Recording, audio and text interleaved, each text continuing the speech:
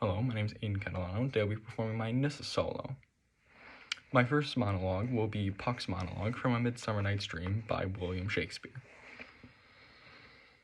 My mistress with a monster is in love, near to her close and consecrated bower, while she was in her dull and sleeping hour. A crew of patches, rude mechanicals, who worked for bread upon Athenian stalls, were met together to rehearse a play intended for great Theseus's nuptial day. The shallowest thick-skinned of that barren sort, who Theseus presented in their sport, forsook his scene and entered in a break, when I did him at this advantage take.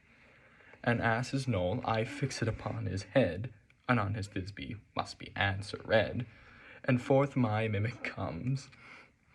When they him spy, as wild geese the creeping fowler eye, or russet-pated choughs, many in their sort, rising and cawing at the gun's report, sever themselves and madly sweep the skies, so at his sight away his fellows fly.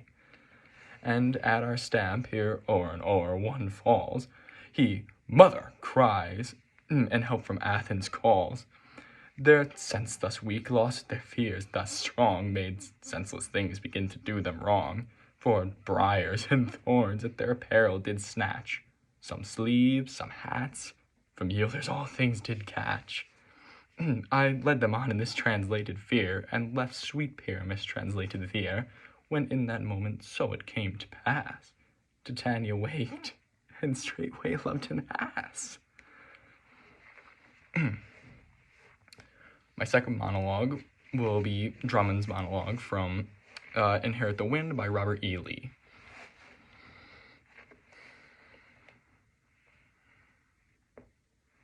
Can you buy back his respectability by making him a coward? I understand what Bert's going through. It's the loneliest feeling in the world. To find yourself standing up when everyone else is sitting down. Have everyone look at you and ask what's the matter with him. I know what that's like. Find yourself walking down an empty street, listening to the sound of your own footsteps. Doors closed, blinds drawn, doors locked against you, and you aren't sure if you're walking towards something, or if you're just walking away.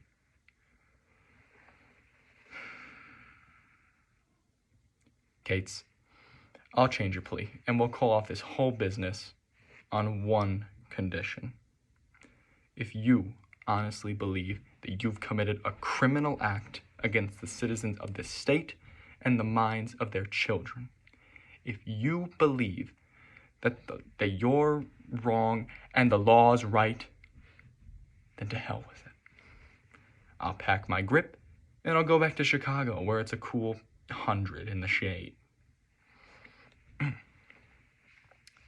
The reason I wanted to join the program is because I'm considering a role in acting, and obviously it needs work.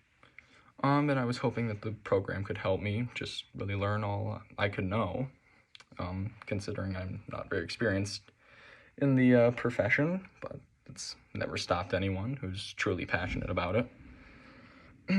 What I'm hoping to get from the program is, like I said, just experience, behind-the-scenes looks, the hows, the whys, the whos maybe, and meet some friends along the way. Who knows?